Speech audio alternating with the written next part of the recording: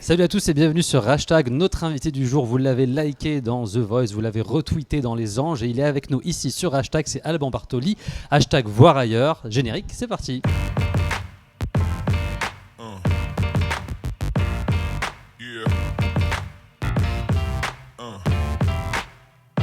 Salut Alban, ça va ? Salut, ça va et toi ? Ça va bien, merci d'avoir accepté notre invitation. C'est pas la première fois qu'on t'interviewe, donc Oui. tu sais que ça va bien se passer normalement. Oui, je suis pas trop inquiet. Je connais un peu le personnage. On a prévu exceptionnellement une petite phase bisutage qu'on n'a pas encore faite. Donc si tu veux partir avant la fin, comme tu peux voir, tu ne peux pas partir avant la fin. Oui, c'est ça, car je suis entouré. Il y a toute l'équipe de Hashtag qui est autour pour te bloquer. Ça. En tout cas, on est dans de très beaux lieux. Très beau lieu, ici à l'hôtel Renaissance République qui nous accueille gentiment. On va parler avec toi de l'album qui s'appelle Je ne suis pas fou, mais juste avant, monsieur Alban Bartoli a chanté pour Eva Longoria. Tranquille quoi. Ouais. Alors qu'est-ce que ça fait de chanter pour Eva Longoria ? C'est hyper cool. En fait, j'avais été invité à chanter pour le gala d'Eva Longoria. Tu sais, elle fait le Global Gala un peu partout dans le monde. Et là, il y avait un dîner spécial à Cannes pendant le festival de Cannes. Et du coup, j'ai été booké pour chanter à ce gala-là. Et ce qui est fou, c'est que 2 jours après, on m'a recontacté pour lui faire une surprise pour son anniversaire de mariage avec son mari. Et du coup là j'ai débarqué au resto pendant qu'ils étaient en train de dîner tous les deux. Et puis on a fini la soirée ensemble à boire des verres. Et elle est comment, elle est comment, elle est adorable, va franchement. Ouais. Elle est hyper drôle, elle est hyper sympa, elle est très très gentille, très humaine. Enfin vraiment à l'image de la fille que je voyais dans Desperate. Et donc on kiffe quoi. j'étais hyper content. Ouais. Eva, oui, je like et je retweet. Oui, là, vous retweet. Sur le titre, ton dernier titre de 3 qui s'appelle Voir ailleurs, tu dis cette nuit j'aimerais changer une nouvelle bouche à croquer. Oui. Est-ce que c'est un appel à l'infidélité, cher Alban ? Non, c'est pas un appel à l'infidélité parce que il y a beaucoup de second degré dans cette chanson. Ouais. Alors c'est vrai que quand j'ai coécrit cette chanson avec Sarah Kadour, c'était dans une période où je me posais quand même des questions, mais avec la personne avec qui j'étais avant. Je pense que c'est des questions que tout le monde s'est posées à un moment donné quand tu es pendant de très longues années en couple. En gros, est-ce qu'il faut aller voir ailleurs ou pas ? Vraiment, c'était ça l'idée de base ? En fait, je voulais surtout me mettre à la place de quelqu'un qui avait envie d'aller voir ailleurs et je voulais pas faire une chanson à la con. Il m'a trompé, il m'a déçu. Tu vois, voilà. Avec les vibes quoi. Voilà, c'était plus un truc prendre quoi. Le parti de se dire il y a des gens qui pensent ça nous a peut-être tous un peu traversé l'esprit à un moment donné. Pourquoi pas le mettre sur papier, l'assumer et évidemment, il y a beaucoup de second degré, il y a un peu d'humour dans le clip et tout. Donc moi je ne suis pas pour l'infidélité, clairement. Ouais, j'allais dire la morale si on va voir ailleurs ou pas. Clairement non. Pas. Alors par contre, ne faites pas ça chez vous. Non, je ne dirais pas qu'il faut le faire. Si tu as envie de le faire, faut en parler par contre avec son conjoint ou sa conjointe. D'accord. Faut que ça se soit fait de manière saine. Après voilà, chaque couple fonctionne comme il a envie. Moi c'est pas mon cas, mais voilà. En tout cas, je trouvais ça drôle de chanter sur ce sujet et de prendre la chanson d'un autre côté, quoi. Et c'était fun. Et le clip est hyper fun. Et il y a une certaine Sarah Kadour que l'on voit dans le clip. Qui joue la psychologue. Qui est ta manager, c'est ouais, ça, exactement. Et co-auteur de l'album. Co-auteur, manager, tu travailles avec elle depuis un petit moment. Ouais. Et elle joue le rôle de ta psy. Est-ce que c'est genre dans la vie de tous les jours, tu te confies à elle aussi ? Oui, je me confie beaucoup à elle. Après, elle a pas du tout ce rôle de psy, bien qu'elle m'apaise beaucoup. J'avais surtout besoin d'une bombe atomique dans ce clip qui puisse jouer le jeu. Elle est en mode bombe atomique. Et comme c'est une bombe atomique et qu'en plus elle a coécrit le morceau, elle a pratiquement écrit toutes les paroles du morceau.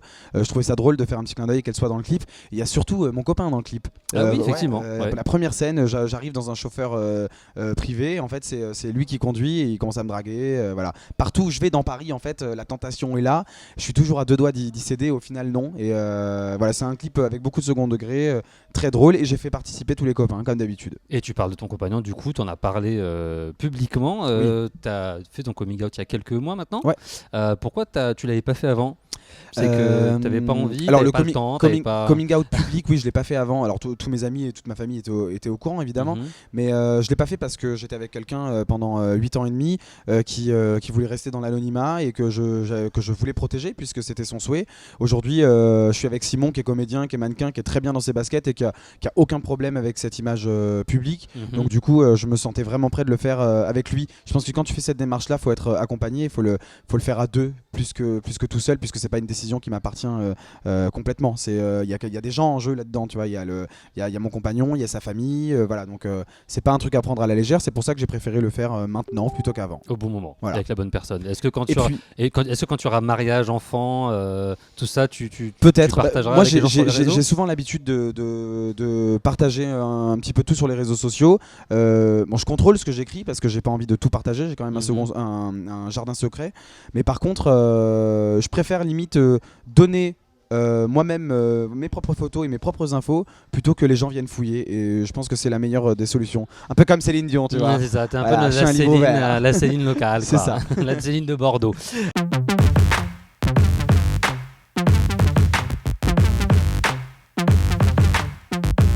Un petit retour sur ton album du coup qui est sorti en mai 2016, quelques mois plus tard, avec tous les retours que tu as eu. Il y a eu un showcase, il y a eu pas mal de titres qui sont sortis. Est-ce que tu es heureux de l'accueil que tu as eu du public et quel retour t'ont fait les gens?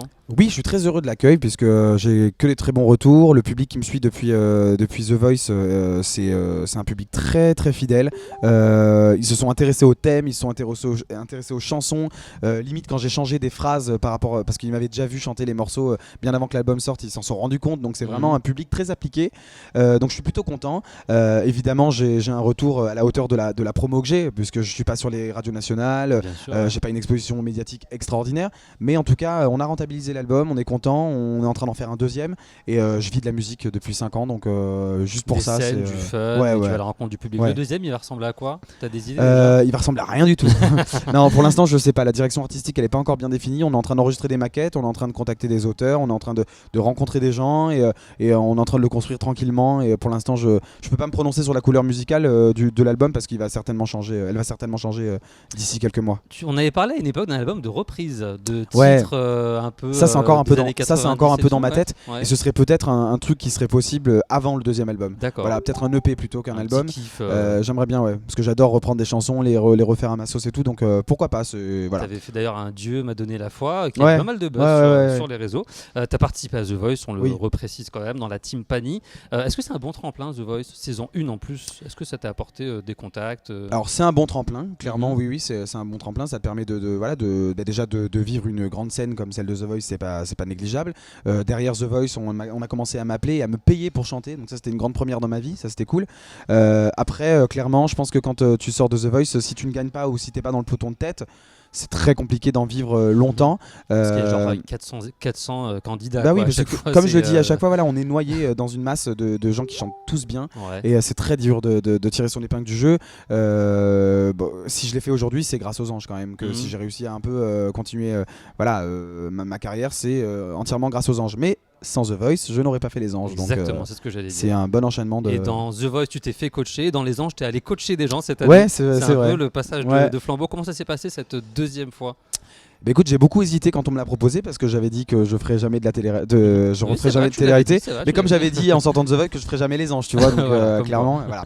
Non, mais par contre, on m'a proposé de venir une semaine pour coacher les candidats sur un truc musical, sur l'hymne des anges. Moi, je me souviens que dans la saison 5, on avait fait une hymne avec tout le monde et j'avais adoré l'expérience. Et je me suis dit que ça pouvait être cool de revenir pour rencontrer de nouvelles personnes, leur faire découvrir le studio aussi parce que la plupart des candidats n'étaient jamais allés en studio.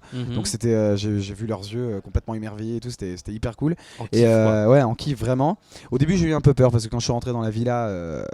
Je me suis dit où est-ce que j'atterris, c'était lunaire, mais au bout de 2 jours je me suis pris d'affection pour certains des participants et en plus j'ai vu qu'ils étaient investis dans la chanson et ça m'a fait plaisir.